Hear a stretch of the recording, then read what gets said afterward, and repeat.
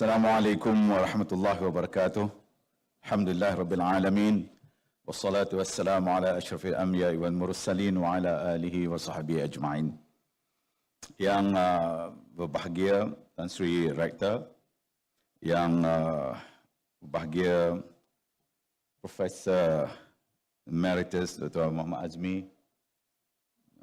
So he described himself as not old, neither young, with his mustache appearance.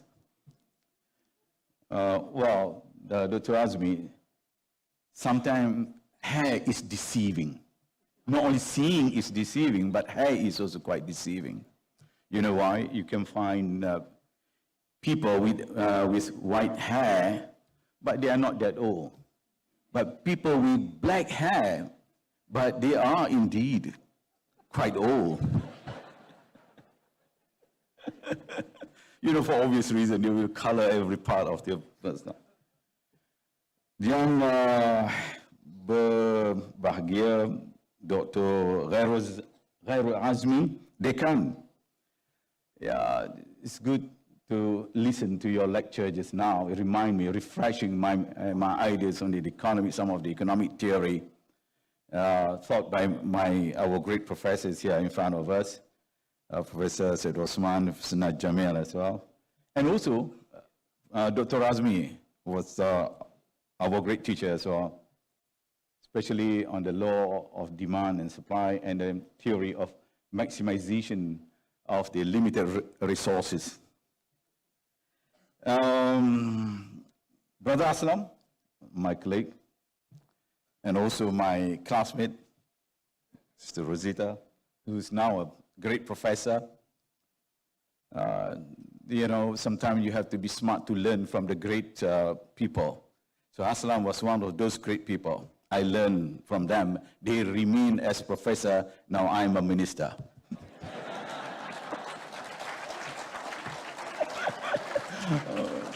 I must confess, I was not a good student then. But of course, we pass every exam though. Because we have people like Aslam, like Rosita, like Professor Kamel. Professor Kamel is not here today. Oh, that's a great man, another great man that we all learn from him, including Aslam also learned from him. And my dear friends, it gives me great pleasure to be in the assembly of great people, great minds, scholars, reformers, agents of change. Aslam jokingly told me, make sure we are always the agents of change, not change agent.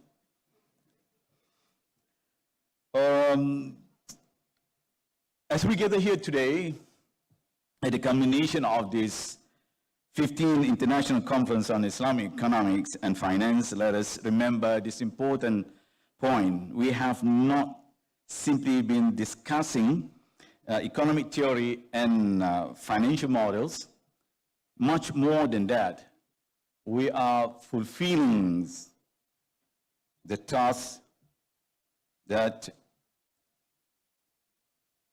we are called upon to subscribe, to fully subscribe, that is, as a vicegerent of Allah.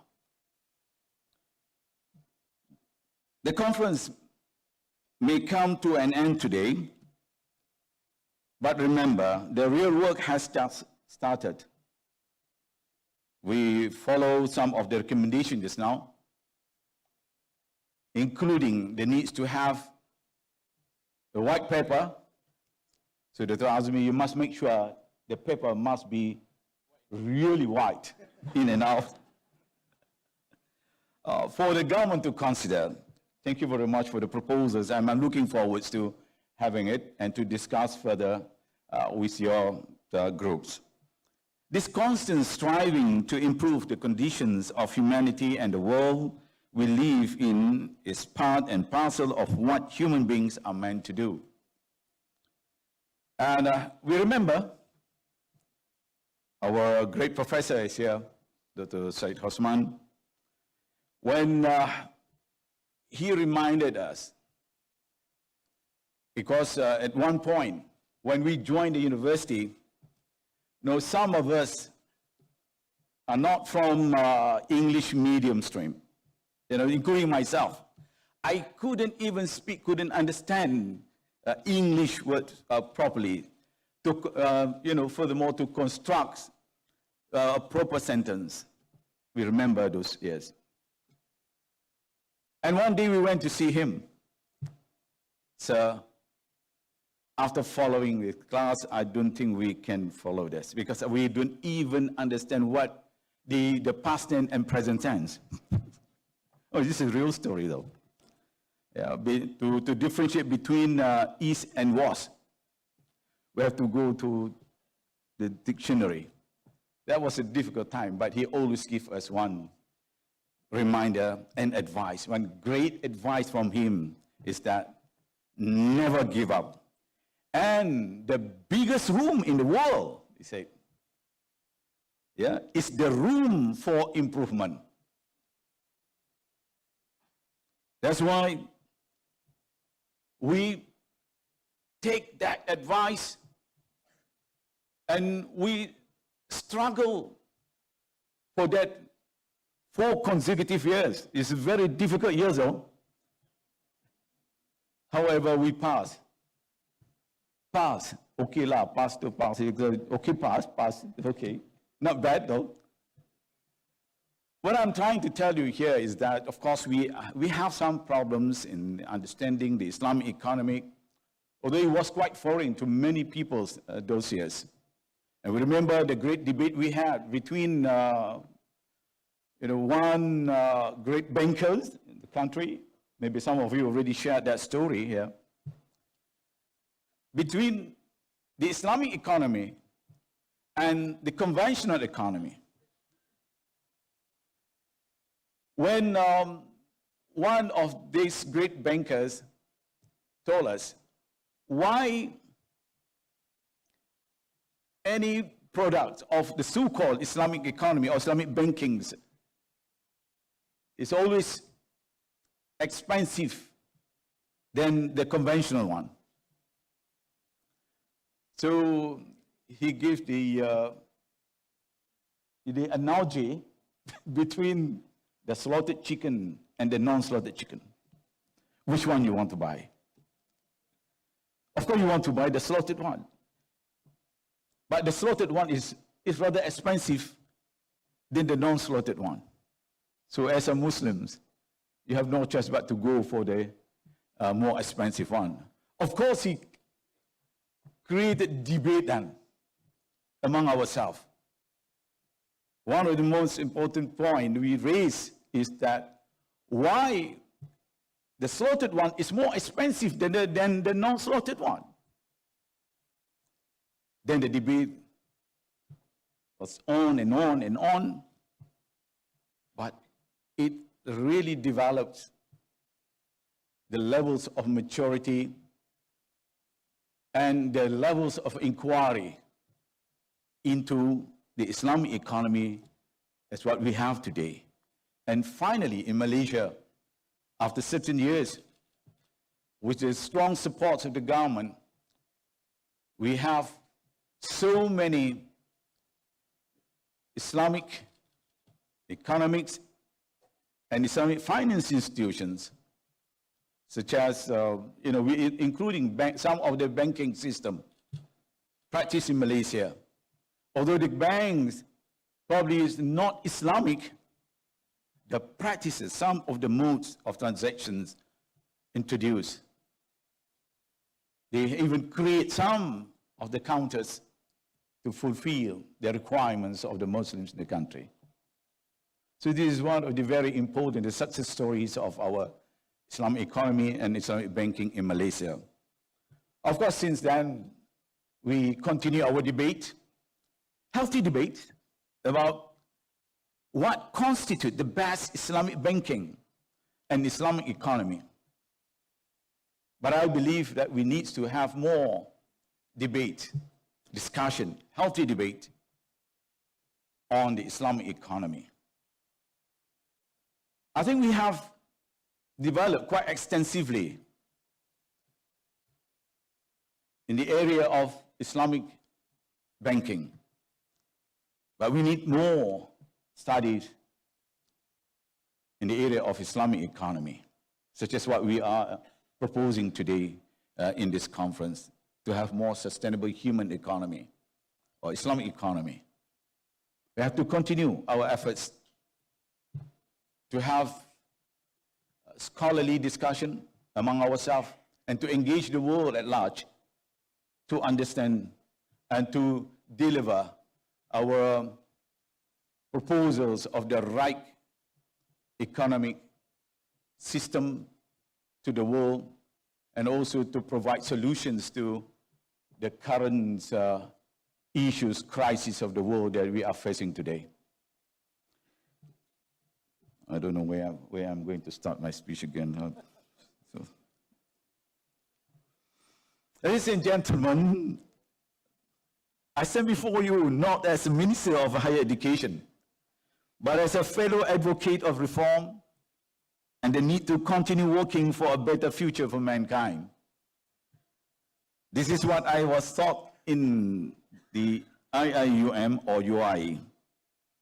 I believe this is what all university graduates need to internalize and manifest. Reform to better humankind and the planet. This gathering, a meeting of minds and hearts of academics, industry players, and policymakers, serve as a powerful reminder that collaboration is key to any successful agenda for change. For any policy agenda to succeed, we need 3 P's: political will, people, and right policies. As far as the first P is concerned, I believe Malaysia has the political will. The current unity government, led by Yang Amat Berhormat Datuk Seri Anwar Ibrahim, has proposed the Madani framework, and this framework provides full support to attain a sustainable, humane economy. The theme of this conference resonates deeply with the core mission of our Prime Minister: reform and renewal, Islah and Tajdeed, a central concept held very dear to the Prime Minister Anwar Ibrahim. In this agenda, higher education plays a critical role in shaping the future we all desire. The education system produces the second P. We produce the people, the human resources needed to design and implement change and reforms. Our universities and colleges are not just repositories of knowledge, but crucible of innovations and incubators of change. In universities, minds come together, ideas are tested, and solutions are born. The Ministry of Higher Education is not solely concerned with imparting knowledge and skills.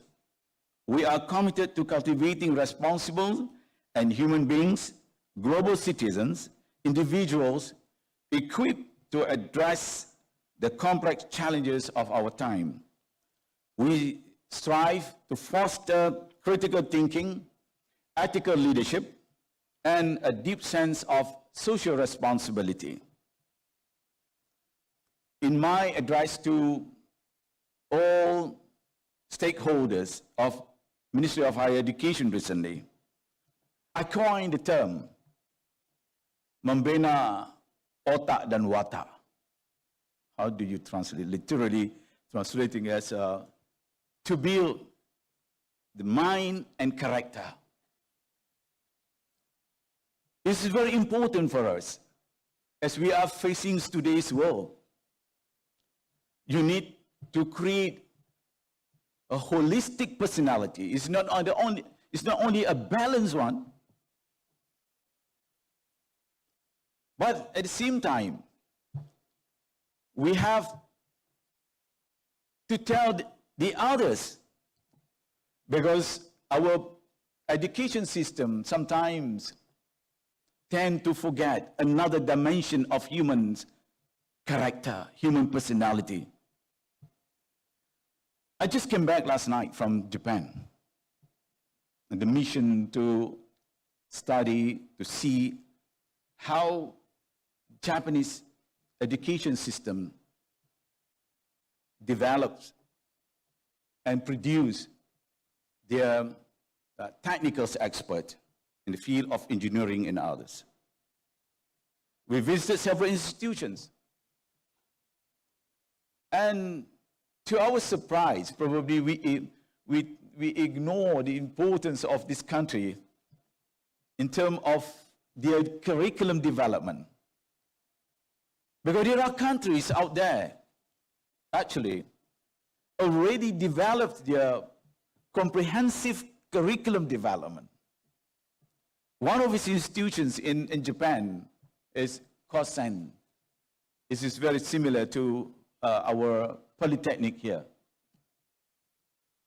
And one of the main themes of this Kosen is to produce a balanced personality where they produce, as much as they want to produce an engineer,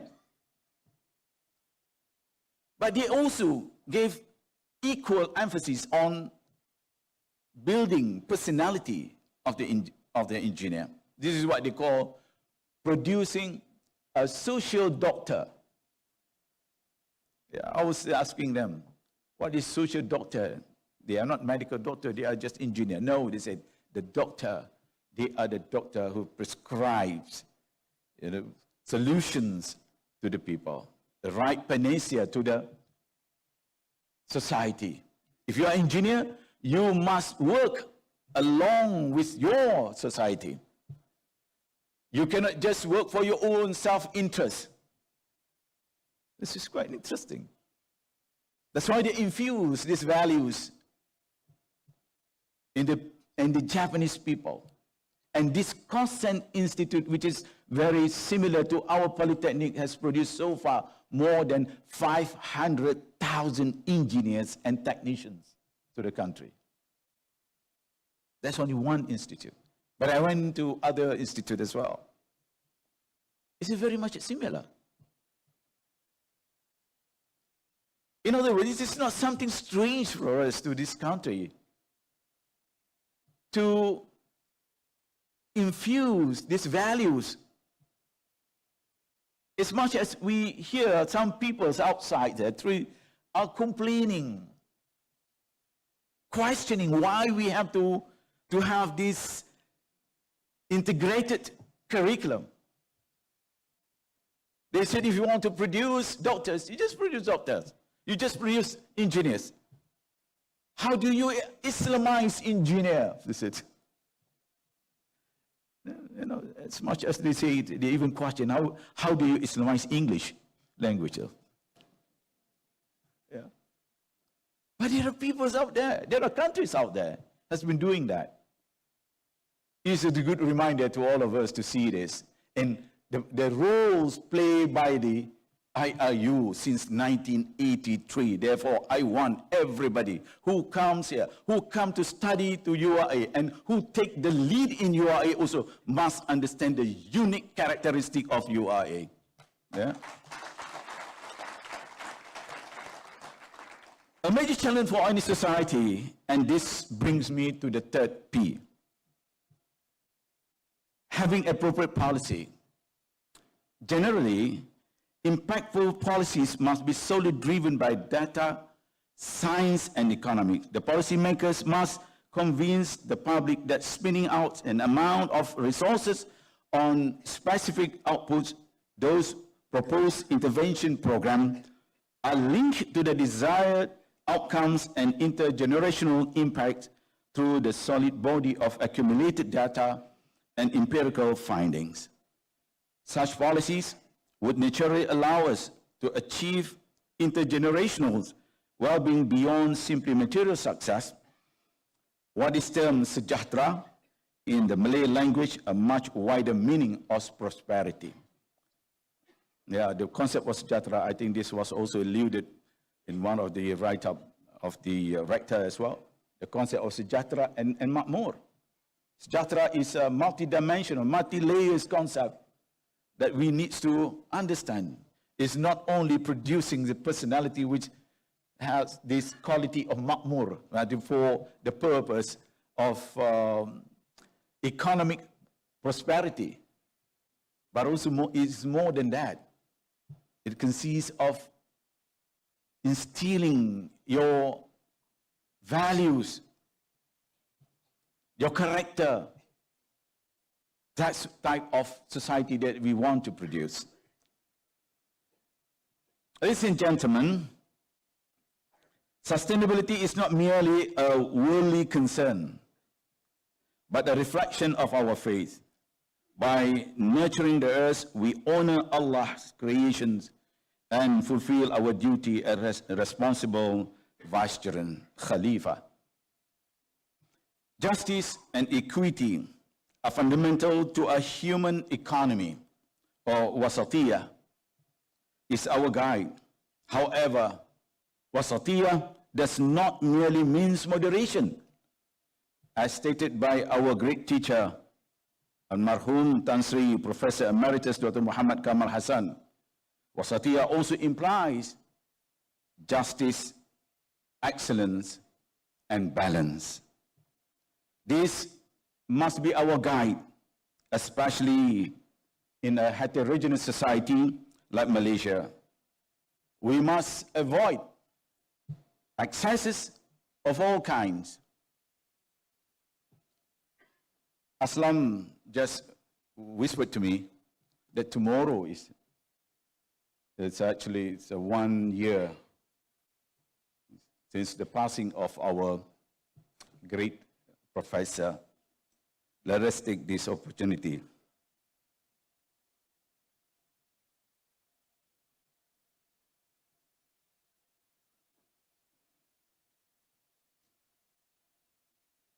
to honor our great mentor,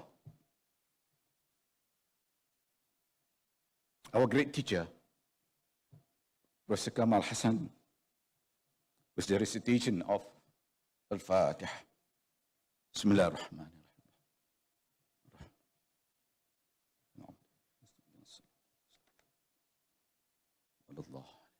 Allahumma aghfir lahu warhamhu wa'afihi wa'afu. Ladies and gentlemen, the discussion, presentation, and resolutions from this conference must provide input that align to our educational ecosystem with the goal of sustainability and human well-being.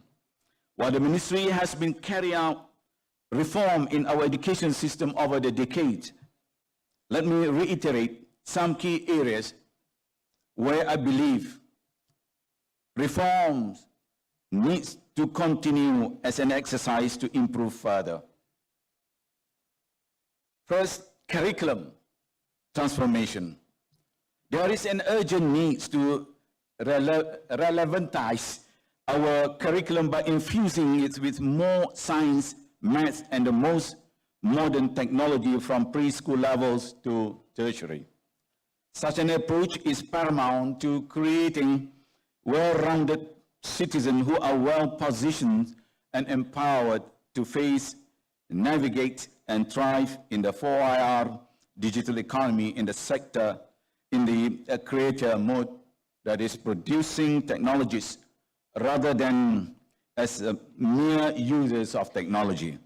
Modern tech is seriously expanding the range of measurable phenomena and an arsenal of research tools allowing us to better fulfill the real ultimate vicegerencies of the earth. Second, fostering interdisciplinary research, knowledge and skills development. This is crucial for navigating the complexity of the 4IR reality and beyond, where innovation more and more often arises at the intersection of multiple disciplines. This approach accelerates the pace of discovery, promotes holistic solutions to complex global challenges we face, and engenders resilience and adaptability, positioning societies to thrive in an increasingly interconnected and dynamic world. Also, there is intense urgency to spearhead the efforts towards the development of a robust local quantum ecosystem to empower domestic businesses and reduce dependency on external sources. The speed of the technological process has been accelerating exponentially. Third, empowering social entrepreneurs. Let us cultivate a culture of innovation within our universities, specifically encouraging and supporting social entrepreneurship initiatives. These young minds hold the potential to develop businesses that address critical social and environmental issues while creating positive economic change. I'm happy to note that many papers in the conference were in the area of socio-economic and finance. Fourth, building bridges.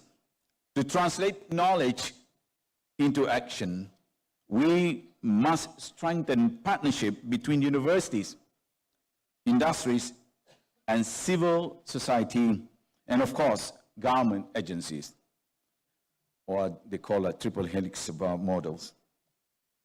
By leveraging each sector's unique expertise, resources, and perspective, this partnership can accelerate the development and implementation of solutions that benefit society, the economy, and the environment.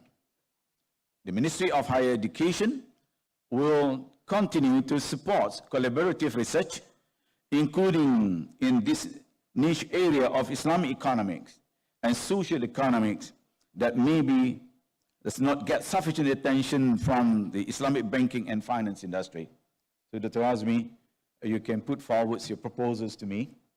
I think we have also many the like-minded personalities in our ministry who will extend their help to you. And you yourself are quite familiar with my ministry. We have people here, also some of them are my friends here. Dr. Hamza is here. If you can find me, you find Dr. Hamza. Especially in terms of getting this. This is a great man here. Fifth, empower small-size individuals' economic sector. 4IR exert unprecedented equalizing power, allowing economies of scale and efficiency to be achieved at any levels. Therefore, this power, especially the innovative fintech models, must be harnessed to equip the individual small players rather than the big-scale producers and aggregators to demote wealth concentration in the hand of few and avoid all feared technological unemployment. So we are allowing it. Now we are proposing, it's one of our main agenda and my ministry agenda. I'm not using my agenda, but my ministry agenda, all of us, we have come up with our programs to push forward with this kind of activities among our students. 6, credibly address food security. This is another issue. This is a very big issue today in the world. When we talk about Islamic economics, one of the critical areas is food security as a cornerstone of economies and the key aspects of future resilience against the backdrop of seriously shrinking Earth's resources. Food security significantly benefit from modern tech and fintech. Many of you have been to many developed countries. If you go to Amsterdam, Denmark, Amsterdam, and many other places, cities in the world, you can see how they develop through the latest technology in terms of producing more foods, and also they develop the agriculture sector. National food security built effectively leads to greater food availability and affordability, lowers food expenditure as a share of the overall household spending, and leave a larger proportion of the national income available to be spent elsewhere. This has far-reaching implications, such as increased aggregate demand for other industrial goods and services, soaring national GDP, increased political stability, and overall techno-socio-economic progress and well-being of the nation. The Ukraine-Russian war is a good lesson to all of us, where the country now needs to plan properly for the future on food security. 7, engendering core unity philosophy. As a multi-ethnic society, we need to realize and materialize that human transformation is not only being smart, but also highly united and principled in sound ethic and morality.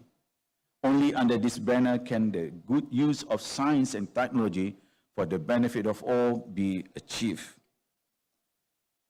This conference has been a call to action. Listening to our professor just now, there are numbers of actions to be taken, not only by the government, not only by our universities, but also by other sectors, particularly the private sectors as well. This conference has been called to action not just for those here today, but for the entire higher education community.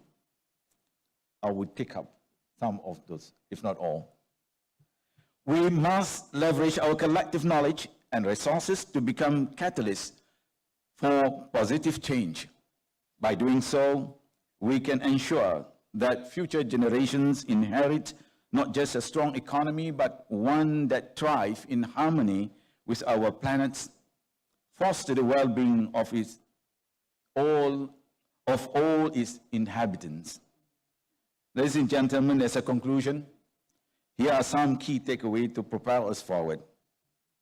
1, as far as the economy is concerned, growth, productivity, and efficiency must go hand in hand with striving for a sustainable human economy. These are two sides of the same coin. It is not feasible to try to achieve one without the other.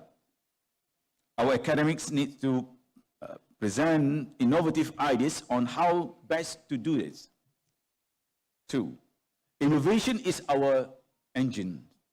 Let's keep pushing the boundaries, exploring new technologies, embracing creative solutions to complex challenges. We can learn from the best globally, but we should also never forget our rich heritage and traditions. 3, collaboration is key, not competition. No single entity has all the answers. We must work together across sectors, disciplines, and borders to share knowledge, resources, and best practices. I'm very happy to see this conference consciously brought together academia, industry, and policymakers, both from Malaysia as well as globally. 4, action speaks louder than words. So in our Malay, we always call, jangan cakap-cakap saja. But I don't translate literally from that. But it is the Malay expression though. Ataupun in the people from the north always say, jangan duk cakap besar saja. While the time for thinking and talking never ends, we must be able to also translate our inspiration and ideas into concrete actions and implementable policies. I look forward to discussing with colleagues from the Kuliah of Economics and Management Sciences. We still have our great professors here. Professor Osman is one of them. IIUM and other co-organizers about the post-conference agenda that was mentioned just now. Bring forward your ideas and suggestions on how we can work together in curriculum improvement, as well as a research initiative to achieve our vision for a better future. Thank you to your IIUM celebrating its 40th anniversary for being the core drivers of Islamic economics education for the last 4 decades. Without being biased, despite being a proud alumnus of the IIUM, of the Department of Economics, I don't think anyone can doubt, I don't think anyone can doubt the contribution and impact IIUM and the Kuliah of Economic and Management Sciences in particular has made in Islamic economic and finance education, both in theory as well as in practice. Not only in Malaysia, it's not only in Malaysia. I just want to tell some of the representation from the world bodies here. It's not only in Malaysia, but I think, in fact, I met many of them, the graduates of IIUM, regionally, globally as well. They have contributed significantly to their respective countries. When I was a foreign minister last year, I visited 47 countries within that 47 years. I'm sorry, Professor Sano, I couldn't, visit your countries, of course, despite all your several calls to me. I visited 47 countries. And in many countries I met some personalities. They introduced themselves, Datuk Sri. I know when they call me Datuk Sri, I know they know Malaysian culture. Because otherwise I'd never allow them to call me Datuk Sri Diraja, because it's very difficult. In Japan yesterday, because they wanted to call Diraja, how to say, which one is your first name actually? But I told them, just call me Zamri, it's okay. They called me Datuk Sri. They said, I'm an IIU graduate. Oh, yeah. Numbers of personalities, not only in Turkey, in some of the African countries, some even in Indonesia regionally, here in ASEAN. So, congratulations once again to UIE, IIUM, College of Economy. As the Minister of Higher Education, I remain steadfast in my support for the collective journey towards a better future. So, to the organizers of 15th conference, it is your duty now to keep the momentum going. Now I pass the baton to you, back to you. And the work for continuous improvement, ever relevant. So you don't have to come back to me later on the next year if I'm still around. As of Minister of Higher Education said, Dr. Zamri, you are supposed to do this and do that. But first, I pass this responsibility to you, Aslam, Dr. Azmi, the deans, and the rest. Please make sure all those recommendations and the outcome of these conferences must be realized. When I come back again next year, I want to see some of the points already implemented. Once again, may Allah bless our efforts and guide us towards a future where prosperity and compassion flourish together. Thank you. Wabillahi taufiq wal hidayah. Assalamu alaikum warahmatullahi wabarakatuh.